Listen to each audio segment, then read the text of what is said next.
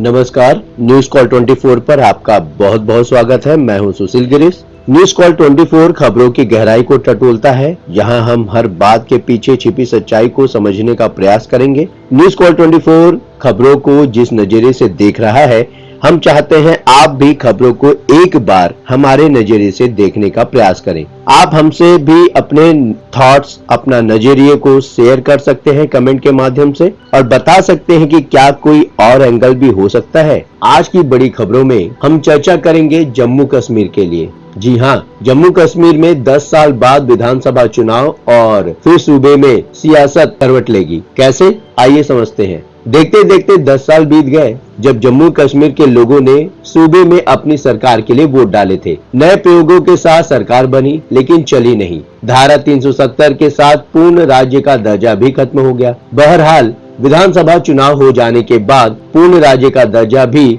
बहाल होने की बारी आने वाली है। आखिरकार वो घड़ी आ ही गई। तारीख तो अब भी नहीं आई है। डेडलाइन तो साल भर पहले ही आ गई थी। डेडलाइन सुप्रीम कोर्ट से आई थी, लिहाजा समय पर काम भी पूरा होना भी पक्का ही था और हो भी रहा है। सुप्रीम कोर्ट ने दिसंबर 2023 को चुनाव आयोग को निर्देश दिया था कि वो हर हाल में सितंबर 2024 तक जम्मू कश्मीर में चुनाव करा ले और लोकसभा चुनाव 2024 के छठे चरण के मतदान की पूर्व संध्या पर मुख्य चुनाव आयुक्त राजीव कुमार ने इस बात की घोषणा भी कर दी है। मुख्य चुनाव आयुक्त ने ऐसे संकेत तो मार्च 2024 में भी दिए थे और इसके साथ ही केंद्रीय गृह मंत्री अमित शाह ने यह भी कंफर्म कर दिया है कि वादे के मुताबिक एक बार विधानसभा चुनाव हो जाए, उसके बाद जम्मू और कश्मीर का पूर्ण राज्य का दर्जा भी बहाल कर दिया जाएगा। चुनाव होने की घोषणा तो हो गई, तारीख बताई जानी बाकी है। सुप्रीम कोर्ट ने 11 दिसंबर 2023 को 30 सितंबर 2024 तक जम्मू कश्मीर में चुनाव करा लेने का निर्देश दिया था।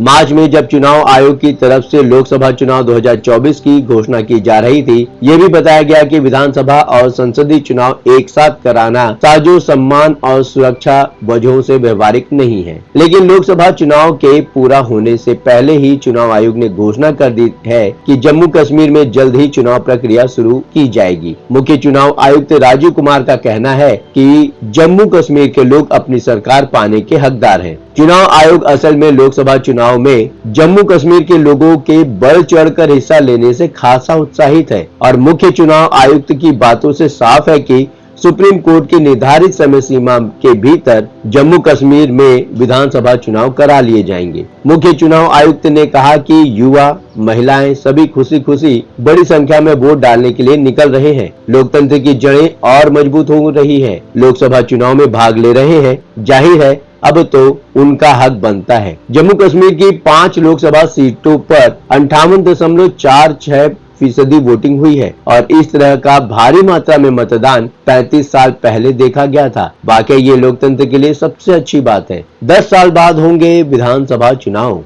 विधानसभा चुनाव तो 10 साल बाद होंगे, लेकिन केंद्र शासित क्षेत्र बनने के बाद पहला चुनाव होगा। जम्मू कश्मीर में आखिरी विधानसभा चुनाव 2014 में लोकसभा चुनाव के बाद हुए थे। चुनाव के बाद केंद्र में सत्ताधारी बीजेपी और क्षेत्रीय राजनीतिक दल पीडीपी गठबंधन के लिए आगे आए और सरकार भी बनी।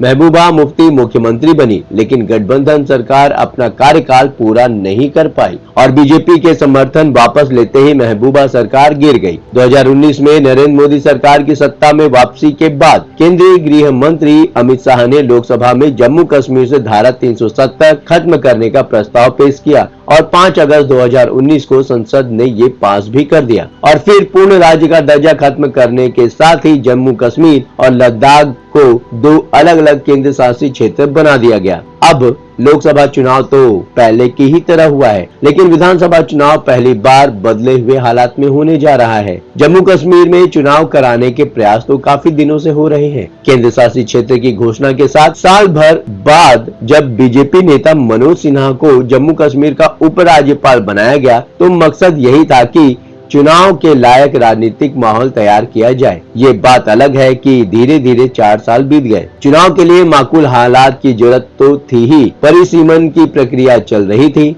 इसलिए भी इंतजार लंबा हो गया। परिसीमन पूरा हो जाने के बाद पीओके को आवंटित सीट छोड़कर विधानसभा सीट की संख्या 83 से बढ़कर अब 90 हुई है। अब तो मानकर चलना चाहिए केंद्र में नई सरकार बनने के बाद जल्द ही जम्मू कश्मीर में विधानसभा चुनाव की भी घोषणा कर दी जाएगी, जिसका घाटी के लोगों को शिद्दत से इंतजार है। सूबे की पुरानी स्थिति बहाल होगी। जम्मू और कश्मीर की संवैधानिक स्थिति में तब्दीली का ज्यादा असर तो वहां के क्षेत्रीय नेताओं पर पड़ा है। आईएएस टॉपर शाह फैसल ने जो राजनीतिक पार्टी बनाई थी, सब छोड़कर फिर से प्रशासनिक सेवा में लौट गए। शाह फैसल के साथ पार्टी की संस्थापक रही जेएनयू छात्र संघ की पूर्व उपाध्यक्ष सेहला रशीद ने भी एजुकेशन फील्ड अख्तियार कर लिया और अब तो बहसों में वो बीजेपी के सपोर्ट में दलीलें पेश करने लगी हैं। पुराने जम्मू कश्मीर के मुख्यमंत्री रह चुके नेशनल कॉन्फ्रेंस के नेता उमर अब्दुल्ला तो पहले की तरह सूबे की बहाली होने तक चुनाव न लड़ने का ही ऐलान कर रखा है और कह रहे हैं कि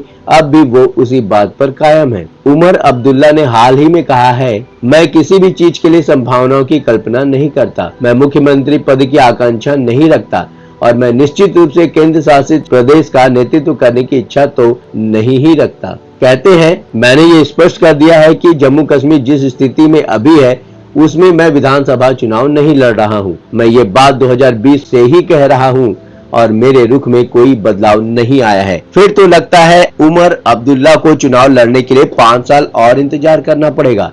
न्यूज एजेंसी पीटीआई को दिए एक इंटरव्यू में केंद्रीय गृह मंत्री अमित शाह ने कहा है, मैंने संसद में कहा है कि हम विधानसभा चुनाव के बाद राज्य का दर्जा बहाल करेंगे। चुनाव खत्म होने के बाद सरकार केंद्र शासित प्रदेश का राज्य का दर्जा बहाल करने की प्रक्रिया शुरू करेगी। अव्वल तो अभी आम चुनाव के नतीजे नहीं आए हैं, लेकिन अमित शाह का कहना है कि मोदी सरकार के अगले टर्म में 1 नेशन 1 इलेक्शन भी लागू कर दिया जाएगा, क्योंकि अब वो समय आ गया है कि देश में सभी चुनाव एक साथ कराए जाएं। देखने वाली बात है कि क्या मोदी सरकार इस टर्म में आ रही है और गृह मंत्री अमित शाह के अनुसार 1 नेशन 1 इलेक्शन क्या अगले टर्म में लागू होगा। इसके क्या राजनीतिक और सैद्धांतिक मायने हैं, इसका असर जनता पे क्या अच्छा या बुरा पड़ेगा, आप अपने विचार हमें कमेंट के माध्यम से भेज सकते हैं। अभी तक आपने हमारे इस चैनल को सब्सक्राइब नहीं किया है तो कृपया इस चैनल को सब्सक्राइब करें, फॉलो करें और नोटिफिकेशन में जाकर ऑल का ऑप्शन दबाना